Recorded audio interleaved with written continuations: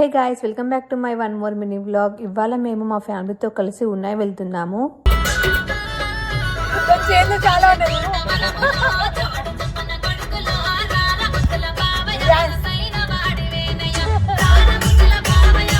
అలా మేము డ్యాన్స్ చేస్తూ పాటలు వింటూ టెంపుల్ దగ్గరికి అయితే చేరుకున్నాము. సూరత్ నుంచి ఉనాయ్ టెంపుల్ వెళ్ళడానికి 1 hour 45 minutes పడుతుంది.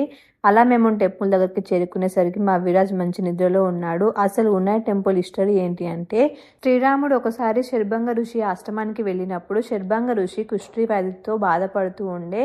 సో ఆ బాధ చూడలేక శ్రీరాముడు భూమికి బాణం కొట్టాడు. అప్పుడు భూమి చీల్చుకుపోయి అందులో నుంచి వేడి నీటి గుండము ఏర్పడింది. ఇందులో స్నానం చేస్తే శర్భంగ ఋషి వ్యాధి పోతుంది అంటే ఋషి స్నానం చేసి రోగ విముక్తుడయ్యాడు. అప్పటి నుంచి ఈ ఉనాయ్ మాత గుడికి వచ్చి ఎవరైతే ఆ వేడి నీటి గుండం వాటర్తో స్నానం చేస్తారో వాళ్ళకి ఎలాంటి రోగాలు రావు అని శ్రీరాముడు ఆశీర్వాదం ఇచ్చాడు.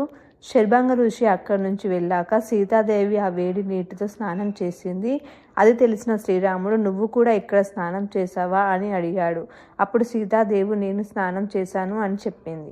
గుజరాత్లో నేను స్నానం చేశాను అంటే ఉనాయ్. సో అప్పటి నుంచి ఈ వర్డ్ ఉనాయ్ అనేది ఈ ఊరికి పేరుగా మారింది. అలాగే ఈ గుడిని ఉనాయ్ మాత టెంపుల్గా పిలుస్తున్నారు.